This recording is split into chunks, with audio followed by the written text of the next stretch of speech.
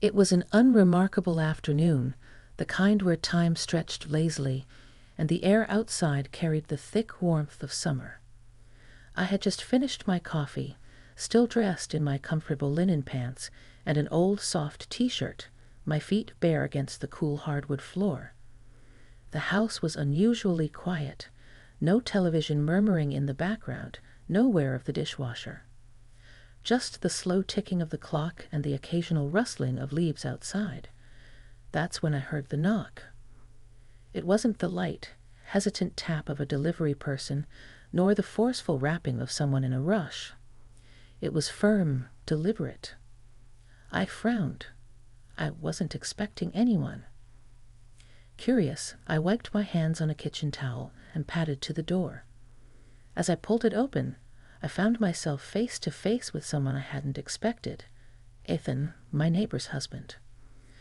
Ethan was the kind of man who carried himself with an effortless confidence. In his late 50s, with salt and pepper hair that somehow made him look even more distinguished, he always had a friendly, easygoing demeanor. We'd exchanged pleasantries over the years, nothing more than the occasional wave when he was mowing the lawn or a brief chat when we crossed paths outside. But today, he stood on my porch, his hands tucked into the pockets of his jeans, his brow slightly furrowed. "Hey, Lydia," he said, his voice warm but edged with something I couldn't quite place. "Sorry to drop by unannounced." I smiled politely, stepping aside to let him in. "No problem. Everything okay?" He hesitated for half a second before stepping over the threshold. "Yeah, just needed a breather." I nodded, closing the door behind him. "Coffee," I offered, motioning toward the kitchen. He exhaled, running a hand through his hair. "That would be great." I moved to the counter, feeling the weight of his presence behind me. There was something in his stance, the way he leaned against the edge of the island, that told me he wasn't just here for coffee. As I poured, he finally spoke again. "Things have been complicated at home," he admitted. "I just needed to get out for a bit." I glanced over my shoulder at him, the coffee pot in one hand. "I see. Is everything okay with Claire?" Claire, his wife, was a lovely woman, always put together, always polite. But I had noticed lately that the two of them weren't as in sync as they once were. There had been fewer smiles, fewer shared glances.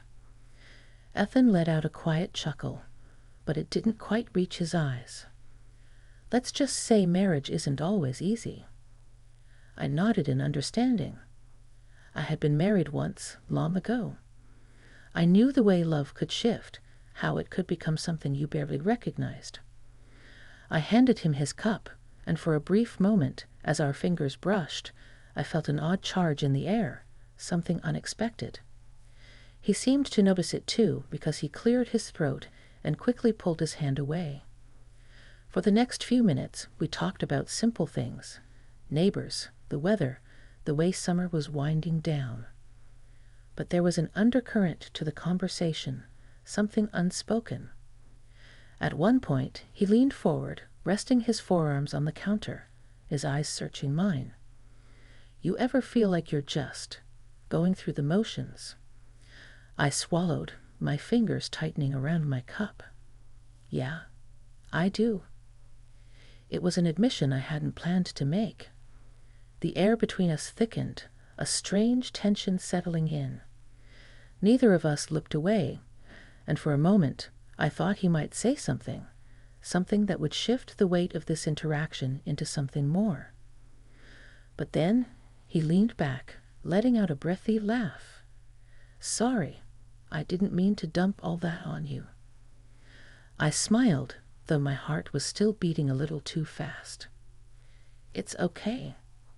He glanced at the clock and stood up. "I should probably head back." I nodded, following him to the door. As he reached for the handle, he hesitated again, looking at me with an expression I couldn't quite decipher. "Thanks, Lydia," he said quietly, "for listening." and then he was gone. I closed the door behind him, pressing my back against it, my fingers still warm from where they had touched his. I told myself it was nothing. But something told me this wasn't the last time Ethan would come knocking. The days that followed were strangely restless. I told myself that Ethan's visit was nothing more than a neighbor seeking a moment of escape, that his words didn't carry any deeper meaning. But if that were true, why did I keep replaying our conversation in my head?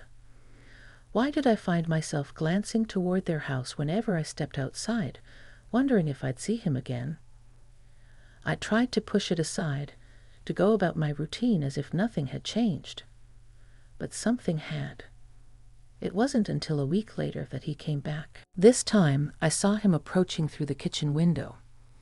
It was early evening, the sky burning with the deep oranges and purples of sunset, and he walked with a purpose that sent my pulse skittering. I barely had time to compose myself before he knocked. I opened the door to find him standing there, hands in his pockets again, but this time there was something different in his expression, something more deliberate. "Hey," he said, his voice steady. "Mind if I come in?" I hesitated for only a second before stepping aside.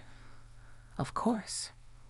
He walked past me, and as I closed the door, I took a deep breath, willing myself to keep things light, to not overthink the fact that I had been hoping for this. He turned to face me, his eyes meeting mine with quiet intensity. I should probably start by saying that I don't know what I'm doing here. I let out a soft, nervous laugh. That makes two of us. He exhaled, rubbing the back of his neck. I haven't been able to stop thinking about the other day. My stomach tightened. Ethan. He held up a hand. I'm not here to cross any lines. I don't know. I feel like you actually see me. Do you know how rare that is? His words sent a shiver through me because, God help me, I knew exactly what he meant. I had spent so much of my life feeling invisible, overlooked, and now here was this man, this kind, complicated man, standing in my kitchen, telling me that I mattered. I swallowed hard. I see you, Ethan, but I don't know what that means. He took a step closer, his voice quieter now. I don't either. The space between us felt electric, charged with something unspoken yet undeniable. My heart pounded as he studied my face, as if searching for permission to say more, to do more. And for one reckless moment, I wanted to let whatever this was unfold. But then, just as suddenly as the moment had built, he stepped back, shaking his head with a rueful smile. I should go. I nodded, though part of me wanted to tell him to stay. He hesitated at the door, looking at me one last time before walking out into the fading light. As the door clicked shut behind him, I leaned against it, pressing a hand to my chest. This was dangerous. And yet, deep down, I knew this wasn't over. The next few days dragged by in a blur. Every time I passed by Ethan's house, I found myself glancing over, half expecting to see him standing there, waiting. But he didn't come back. Not for days. The silence between us grew, and it began to weigh on me. My thoughts kept returning to the feeling of his presence, that inexplicable pull I had experienced each time we were near one another. I kept telling myself I was being foolish. He was married. I was no one's temptation. I had no business thinking about him, no matter how easy it was to imagine what it might feel like to be seen, really seen, by someone like him. But one evening, when the sun had just dipped below the horizon and the world outside was a canvas of shadows, there came another knock. This time, when I opened the door, it was Ethan again, standing there in the dimming light. His expression was different this time, graver, more determined. I need to talk to you, Lydia, he said softly. I swallowed the lump that had formed in my throat. Ethan. He stepped inside without waiting for an invitation. I can't stop thinking about you. The words were so simple, yet they landed like a heavy weight in the air between us. For a long moment, neither of us moved. You're married, I whispered, though it didn't sound like it was the thing I wanted to say. He nodded slowly, his eyes never leaving mine. I know, but that doesn't change how I feel. I opened my mouth to speak, but the words wouldn't come. It was as if the gravity of the moment had frozen me in place. I've been with Claire for over 30 years, he continued, his voice raw. But for the first time in a long time, I feel alive when I'm with you. I felt my breath catch in my chest. The way he was looking at me, it was as if he saw all of me, all of the quiet parts I had tucked away for so long. I don't know what to do with that, he admitted, the vulnerability in his voice pulling me in.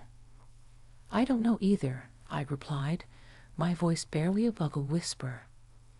There was no more pretense between us, no more small talk. The space between us had become so thin that I could feel the warmth of his breath, hear the soft hitch of his exhale. His gaze was steady, filled with something deeper than desire, a connection I hadn't realized we were both searching for. I don't want to hurt anyone, Lydia, he said quietly. But I don't want to lose this feeling either. I could feel my heart racing. I could feel everything inside of me pulling toward him, but I held back, desperately trying to gather the words that would bring me back to reason. I don't want to hurt you either, Ethan, I said softly, my voice trembling. But it's complicated. For a long time, there was only silence. The weight of everything that had been said hung in the air like a storm cloud, neither of us willing to break it. Finally, he took a step back, his shoulders sagging slightly. I know, he said, his voice thick with emotion. I'm sorry, Lydia. He turned toward the door, but before he reached the handle, I called out. Ethan, wait. He stopped, looking at me, his expression a mixture of hope and apprehension. I didn't know what came over me in that moment, but all the barriers I had built around my heart seemed to dissolve. I crossed the room to stand in front of him. I don't have the answers either, I said quietly. But I can't pretend like nothing has changed. I can't ignore how I feel. He reached out then, slowly, as if testing the air between us.